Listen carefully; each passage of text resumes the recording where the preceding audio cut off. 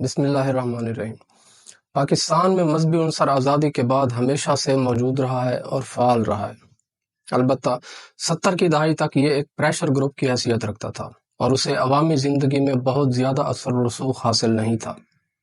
لیکن اس کے بعد جب ایک طرف افغانستان میں لڑائی شروع ہو رہی تھی اور دوسری طرف ایران میں انقلاب دستک دے رہا تھا، تب پاکستان میں حالات نے کروٹ لینا شروع کی۔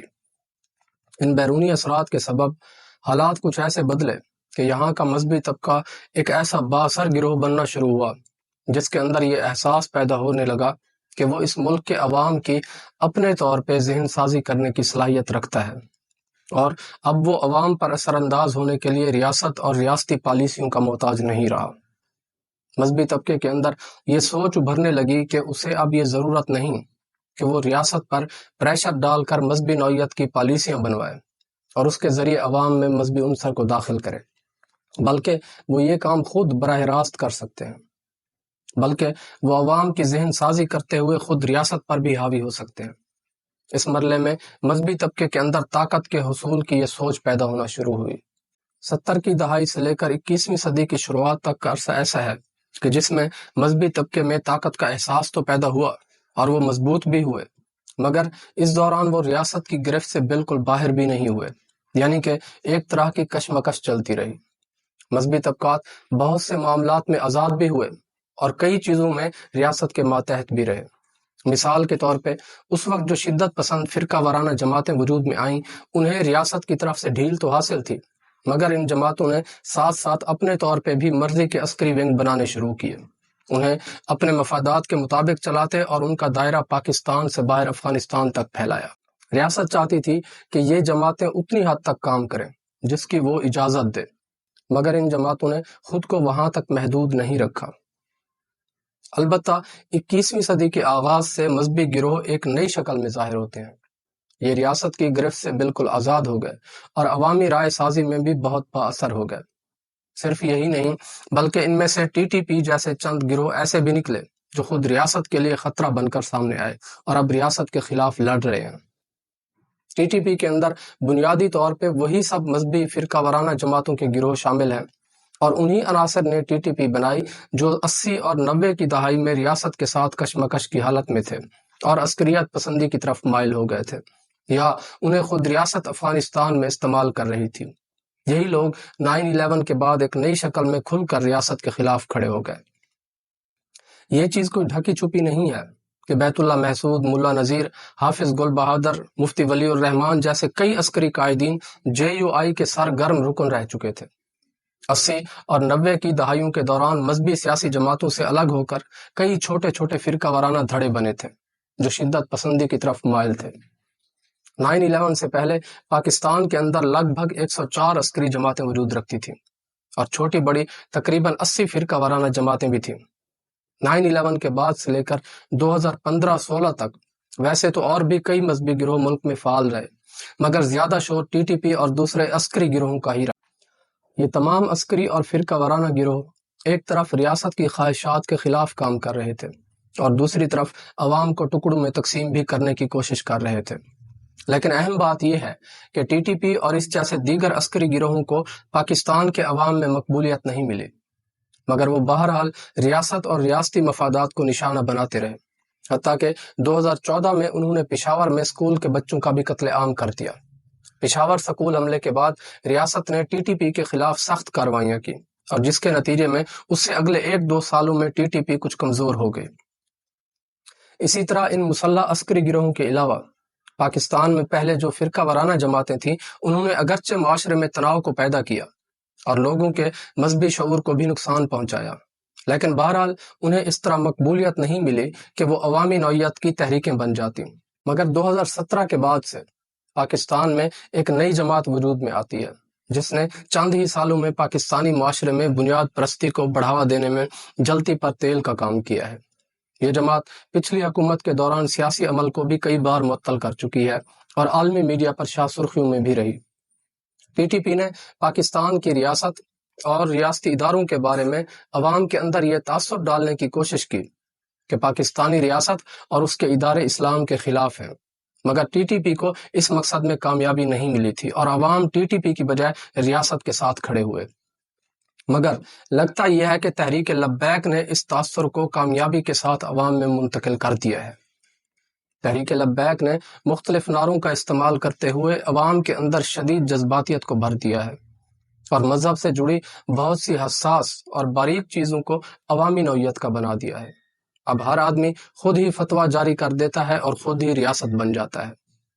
لوگوں کو بہت سی چیزیں سمجھ میں نہیں آتی، لیکن وہ اپنی جذباتیت پر قابو نہیں پا سکتے اور کوئی بھی سخت رد عمل دے دیتے ہیں۔ اولیویا رائے ایک فرینچ دانشور اور مفکر ہیں۔ انہوں نے مسلم دنیا میں پائی جانے والی مذہبی جماعتوں اور تحریکوں کے حوالے سے بہت اچھا اور مستند کام کیا ہوا ہے۔ پوسٹ اسلامزم کے موضوع پر وہ ایک اتھارٹی سمجھے جاتے ہیں۔ وہ ایک جگہ لکھتے ہیں کہ میں 2003 میں پاکستان کے شہر لاہور میں تھا۔ وہاں ایک مرتبہ ایک جگہ دیکھا کہ مجمع لگا ہوا ہے، درمیان میں ایک شخص کھڑا ہے اور غلط سلط عربی میں ویسے ہی کچھ باتیں کیے جا رہے ہیں۔ لوگوں کو سمجھ نہیں آ رہی تھی، لیکن وہ سامنے بیٹھے رو رہے تھے اور اس بندے سے بہت متاثر نظر آئے۔ میں حیران ہوا اور ارادہ کیا کہ اسے ٹوک دوں اور کہوں کہ تم ایک جاہل آدمی ہو اور لوگوں کی مذہبی عقیدت کا استحصال کرتے ہوئے انہیں بے وقوف بنا رہے ہو۔ لیکن میرے ساتھ جو مقامی آدمی تھا اس نے مجھے کہا کہ تم خاموش رہو، اگر تم نے اس پہ اعتراض کیا تو مارے بھی جا سکتے ہو۔ وہ لکھتے ہیں کہ بعد میں پتہ چلا کہ خطاب کرنے والا شخص کچھ دنوں بعد پکڑا گیا تھا، کیونکہ وہ حقیقت میں فراڈیا ہی تھا اور جرائم میں ملوث نکلا تھا۔ اس واقعے سے ایک چیز سمجھ میں آتی ہے، وہ یہ کہ ایسا ممکن ہو سکتا ہے کہ لوگوں کو کوئی چیز سمجھ میں تو نہ آئے، مگر پھر بھی وہ اس سے شدید متاثر ہوں۔ کچھ الفاظ اور اصطلاحات میں اتنا جذباتی پن بھر دیا جائے کہ لوگ باقی کسی شے کے بارے میں سوچنے کی بھی ضرورت محسوس نہ کریں اور فوراً اپنی مرضی اور اپنی سوچ کے حساب سے کوئی رد عمل دے دیں۔ اس کو اولیویا رائے مقدس جہالت کا نام دیتے ہیں اور یہ بہت زیادہ خطرناک ہوتی ہے۔ مقدس جہالت کیا ہوتی ہے؟ لاہور والے واقعے کو دیکھ لیں۔ خاتون شہری کے کپڑوں پر لکھا کیا ہے کسی کو معلوم نہیں، مگر لوگ اس کو مارنے پر تل گئے تھے۔ مقدس جہالت یہ ہوتی ہے کہ لوگوں کو ایک نعرہ رٹوا دیا گیا ہے کہ توہین ہوتی دیکھو تو سر تن سے جدا کر دو۔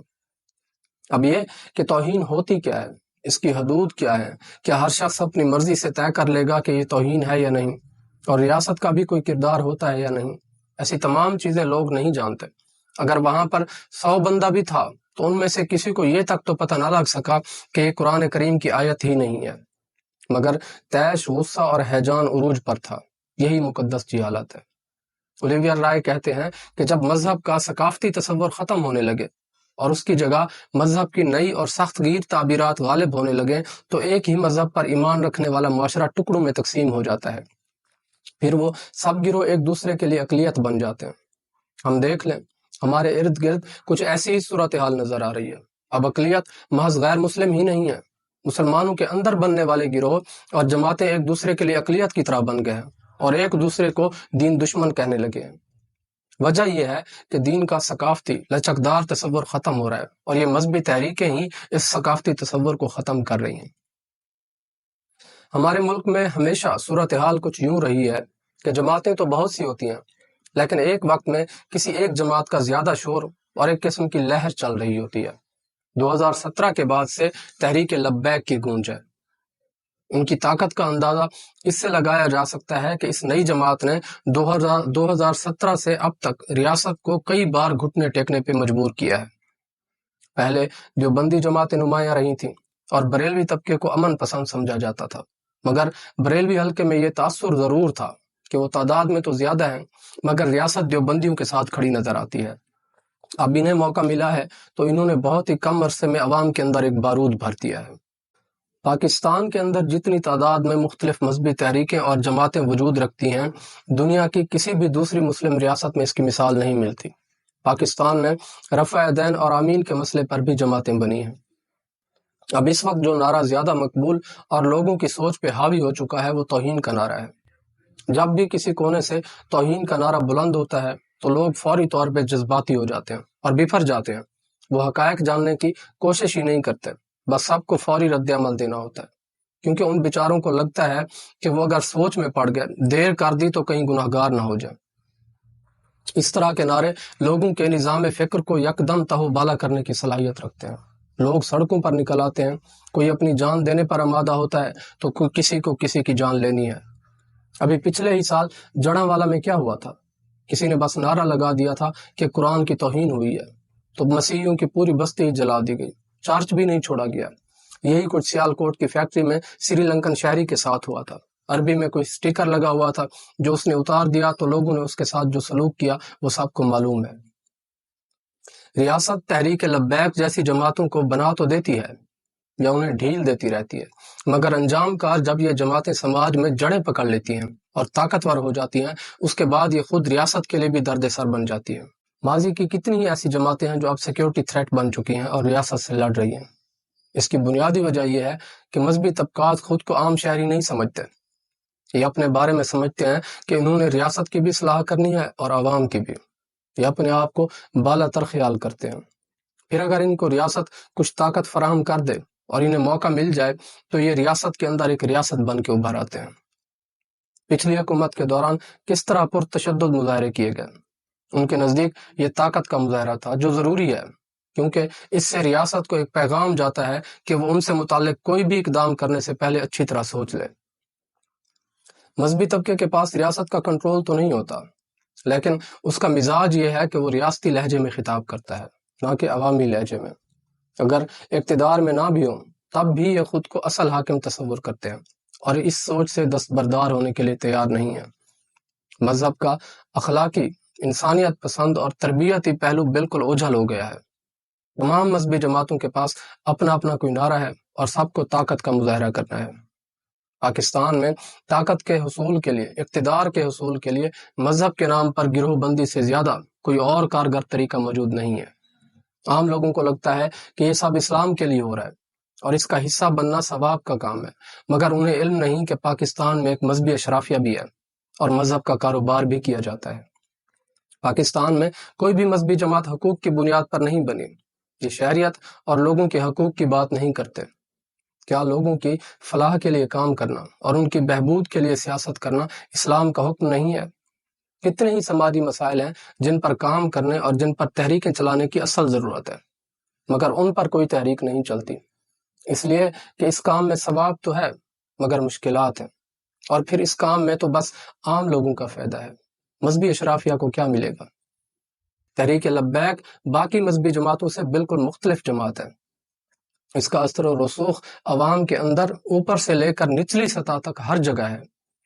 یہ اگرچہ ایک فرقہ وارانہ جماعت بھی ہے، مگر اس کے پاس جو نعرے ہیں وہ صرف فرقہ وارانہ نہیں ہیں، بلکہ ایسے نعرے ہیں جو عام آدمی کے جذبات کو فوراً ابھارتے ہیں۔ اب اپنی جگہ کوئی نعرہ ٹھیک بھی ہو سکتا ہے۔ ہر مسلمان کا یہ ایمان ہے کہ نبی کریم صلی اللہ علیہ وسلم کی توہین نہیں ہونی چاہیے۔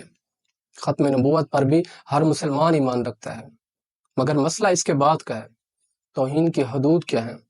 پھر یہ کیا انفرادی معاملہ ہے کہ کوئی بھی شخص اٹھ کے فیصلہ کر لے کہ یہ توہین ہے اور پھر وہ سزا بھی دینے کا حق رکھتا ہو؟ ریاست کیا کرے گی؟ اس کا کیا کردار ہے؟ آخر یہ سب چیزیں نظر انداز کر دی جاتی ہیں کیوں؟ جس کو آپ اپنی دانست میں اور اپنی سوچ کے حساب سے گستاخ سمجھ رہے ہیں، ہو سکتا ہے وہ آپ سے زیادہ دین کا عقیدت مند ہو سکتا ہے وہ آپ سے زیادہ نیکوکار ہو۔ تحریک لبیک کے رہنما بس نعرے تو لگا رہے ہیں اور لوگوں کو رٹوا بھی رہے ہیں، ان میں جذبات بھی بھر رہے ہیں، مگر باقی کچھ نہیں بتا رہے کہ یہ اتنا سادہ معاملہ نہیں ہے۔ کتنے ہی کیسز عدالتوں میں ایسے ہیں کہ کسی کو ذاتی رنجش تھی تو اس نے توہین کا نعرہ لگا کر بندہ مار دیا۔ سرگودھا میں بینک مینیجر کو بینک کے گارڈ نے ایسے ہی مار دیا تھا۔ لیکن جب اس طرح کا کوئی واقعہ ہوتا ہے تو جماعت کہتی ہے ہم نے تو کسی کو ایسا کرنے کا نہیں کہا تھا، ہم تو اس سے بری و ذمہ ہیں۔ مسئلہ یہ ہے کہ جب آپ اس طرح شعلہ بیانی کے ساتھ تقریروں میں اور سوشل میڈیا پر لوگوں کو مسلسل ایک ہی بات کرتے رہیں گے تو پھر یہی ہوگا کہ لوگ بندہ ڈھونڈتے رہیں گے کہ کوئی گستاخ نظر آئے اور میں ثواب کما لوں۔ توہین وغیرہ جیسے مسائل تو بہت ہی کم اور جزوی نوعیت کے ہوتے ہیں، لیکن اس پر ایسے عوامی تحریک برپا کر دینا کہ جیسے یہ ہر گھر کا مسئلہ ہو اور گلی کوچوں میں بس یہی کام ہو رہا، ایسا تو نہیں ہے، مگر تحریک ہے اور چل رہی ہے۔ مذہبی طبقات سے گزارش ہے کہ اس طرح کے حساس مسائل کو اتنا عوامی نہ بنایا جائے کہ لوگ بس ہر وقت اس بارے میں سوچتے رہیں اور شہری ایک دوسرے کے لیے خطرہ بن جائیں۔ آپ خود تو محفوظ اوپر بیٹھے ہیں، مگر نیچے عام لوگ ایک دوسرے کی جان کے درپے ہو رہے ہیں۔ اس جماعت پر پچھلے دور حکومت میں کچھ وقت کے لیے پابندیاں لگیں مگر پھر اٹھا لی گئیں۔ ٹھیک ہے، اس پر پابندی لگانا حل بھی نہیں ہے، مگر اس طرح کی جماعتوں کو انتظامی اور قانونی دائرے میں تو لانا چاہیے۔ اب عام طور پر ہوتا یہ ہے کہ سماج میں مذہبی جماعتوں کا اثر و رسوخ بہت مضبوط ہوتا ہے اور لوگ ان کی بات سنتے ہیں، اس لیے حکومتیں ان کو ناراض نہیں کرنا چاہتی۔ حالانکہ تمام سیاسی جماعتوں نے مذہب کارڈ کا سامنا بھی کیا ہے اور اس کے نقصانات سے بھی آگاہ ہیں، مگر اس کے باوجود اس مسئلے سے نمٹنے کی جرات نہیں رکھتی، بلکہ الٹا ہر سیاسی جماعت یہ چاہتی ہے کہ یہ مذہبی عناصر ہمارے حق میں رہیں اور اگر ضرورت پڑے تو اپنے مخالف گروہ کے خلاف انہیں استعمال بھی کیا جا سکے۔ لیکن مسئلہ یہ ہے کہ اب جو رفتہ رفتہ حالات بن رہے ہیں اور مزید مسائل پیدا ہو رہے ہیں، ریاست کو چاہیے کہ وہ اب اس کا سدباب کرے، ان جماعتوں کے لیے قانون سازی کرے اور انتظامی حوالے سے ان کے لیے ضابطے وضع کیے جائیں۔ اور سب سے اہم یہ کہ خود تحریک لبیک کے احباب کو سوچنا چاہیے کہ اب تک اس وجہ سے کتنے مسائل پیدا ہو چکے ہیں اور لوگ غلط فہمی میں اور لا علمی کی بنیاد پر کچھ بھی کر ڈالتے ہیں۔ اس ملک میں بہت سے سماجی مسائل ایسے ہیں جن پر کام کرنے کی ضرورت ہے، ان پر توجہ دیں، ورنہ اس طرح محض شور شرابے اور بے سمت چلنے سے تو ظاہر ہے دین کا کوئی فائدہ نہیں ہونے والا، بلکہ الٹا نقصان ہو رہا ہے۔